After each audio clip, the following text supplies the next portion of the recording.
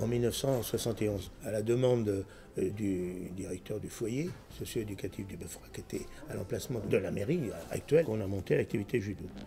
D'abord au 4e étage de cette tour.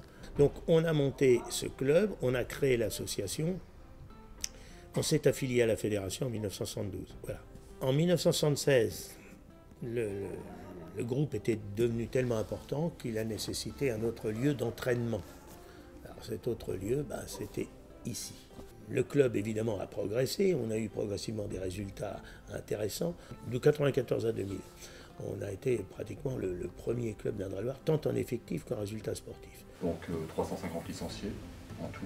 La première pratique, bien évidemment, c'est une pratique sportive, avec le nombre de champions qui sont sortis de ce club. Mais bien évidemment, il y a aussi, et moi j'y tiens beaucoup en tant que président, c'est tout l'aspect social, de partage, de rencontres. Peu à peu, les activités se sont diversifiées aussi. Si au départ on n'y faisait que du judo, on y a fait du judo, on y a fait du judo handicapé, on y a fait du judo loisir, du judo compétition, du jiu-jitsu.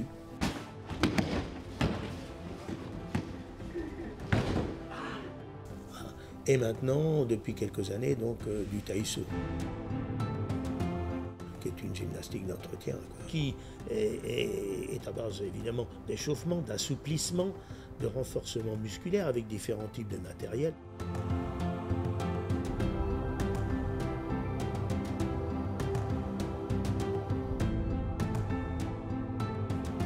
Ah, c'est bien, encore une dizaine. Ah. C'est bien bâton lesté que medicine ball, que Swiss ball, que élastique. On fait un petit peu de relaxation également. Enfin, cette activité, on peut la qualifier de gymnastique d'entretien. Les exercices sont basés un petit peu sur ce qu'est l'échauffement dans les arts martiaux.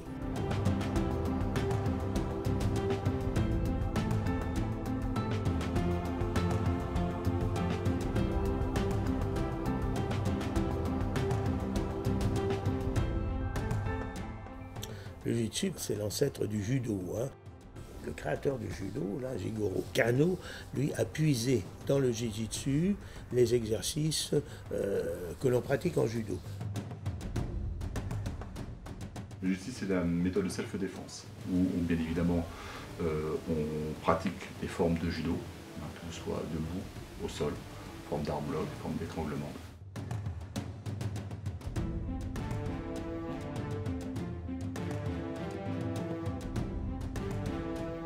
Ensuite, on passe à l'école de judo, où là, on rentre plutôt dans une optique d'apprendre le judo aux jeunes.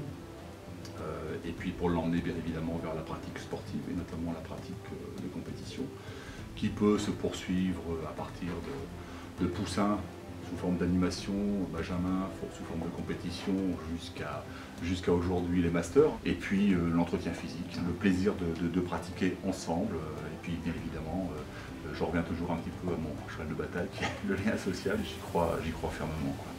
Le judo, disons que c'est la voie de la souplesse, d'abord. Ça permet de se libérer et d'avoir beaucoup de respect envers les partenaires. Il a voulu faire du judo une méthode d'éducation, de formation de l'individu avec le respect de certaines règles. Ces règles sont concentrées dans ce qu'on appelle le budo, le code moral du judo. Voilà. Michel m'a apporté certaines valeurs qui pour moi sont essentielles et du coup ça m'a permis d'orienter le choix pour l'avenir, vu que moi je veux être CPE plus tard, m'occuper des enfants, tout cet aspect respect pour moi c'est hyper important. Hormis la pratique même du judo, pour moi vraiment ça apporte des valeurs qui sont exceptionnelles pour les enfants et ça me plaît beaucoup. Et c'est Michel par sa façon d'apprendre les choses qui m'a permis d'aimer autant le judo, je pense. Quelle est la maxime du judo? Entraide et prospérité mutuelle. Le judo est un sport d'art martial qui sert à pouvoir se compléter dans la vie. On peut toujours pratiquer le judo en apprenant toute sa vie et pouvoir progresser avec les valeurs que l'on représente. Je fais du judo depuis 65 ans. J'ai vécu énormément de choses depuis ce temps-là, qui m'a permis de pouvoir moi-même progresser et continuer ma mission que j'avais entreprise il y a très longtemps.